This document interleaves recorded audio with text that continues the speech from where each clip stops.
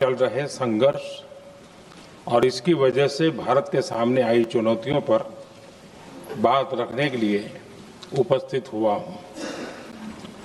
इस समय पश्चिमी एशिया की हालत चिंताजनक है। बीते 2-3 हफ्तों में जयशंकर जी ने और हरदीप पुरी जी ने इस विषय पर सदन को जरूरी जानकारी दी है। अब इस संकट को 3 सप्ताह से ज्यादा हो रहा है। इसका पूरे विश्व की अर्थव्यवस्था पर, लोगों के जीवन पर बहुत ही विपरीत असर हो रहा है।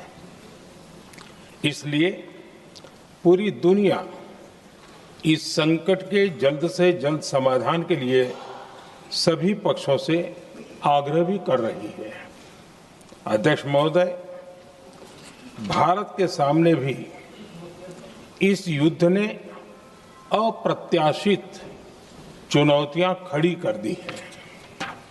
ये चुनौतियां आर्थिक भी हैं, नेशनल सिक्योरिटी से जुड़ी भी हैं और मानवीय भी हैं।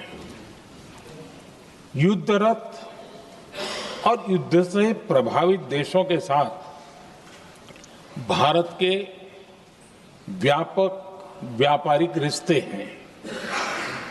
जिस क्षेत्र में युद्ध हो रहा है वो दुनिया के दूसरे देशों के साथ हमारे व्यापार का भी एक महत्वपूर्ण रास्ता है। विशेष रूप से कच्चे तेल और गैस की हमारी जरूरतों का एक बड़ा हिस्सा यही क्षेत्र पूरा करता है।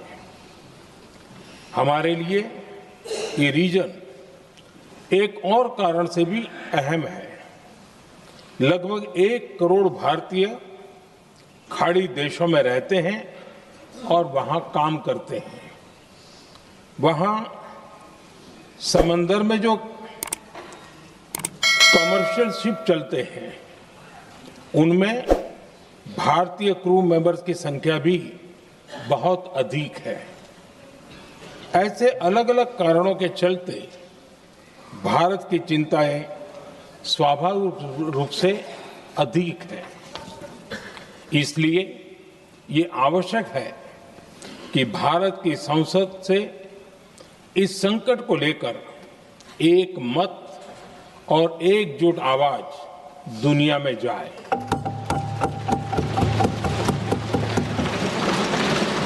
अध्यक्ष जी, जब से ये युद्ध शुरू हुआ है तब से ही प्रभावित देशों में हर भारतीय को जरूरी मदद दी जा रही है। मैंने खुद पश्चिम एशिया के ज्यादातर देशों के राष्ट्राध्यक्षों के साथ 2 राउंड फोन पर बात की है। सभी ने भारतीयों की सुरक्षा का पूरा आश्वासन दिया है। दुर्भाग्य से इस दौरान कुछ लोगों की दुखद मृत्यु हुई है और कुछ घायल हुए हैं। ऐसे मुश्किल हालात में परिवारजनों को आवश्यक मदद दी जा रही है। जो घायल है उनका बेहतर इलाज सुनिश्चित कराया जा रहा है। अध्यक्ष जी, प्रभावित देशों में हमारे जितने भी मिशन हैं वो निरंतर भारतीयों की मदद करने में जुटे हैं। वहां काम करने वाले भारतीय हो या फिर जो टूरिस्ट वहां गए हैं, सभी को हर संभव मदद दी जा रही है।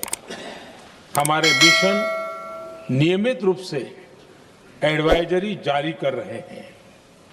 यहां भारत में और अन्य प्रभावित देशों में 24/7 कंट्रोल रूम और आपातकालीन हेल्पलाइन स्थापित की गई है। इनके माध्यम से सभी प्रभावितों को त्वरित जानकारी दी जा रही है। अध्यक्ष जी, संकट की स्थिति में देश विदेश में भारतीयों की सुरक्षा हमारी बहुत बड़ी प्राथमिकता रही है। युद्ध शुरू होने के बाद से लेकर अब तक 3,75,000 से अधिक भारतीय सुरक्षित भारत लौट चुके हैं।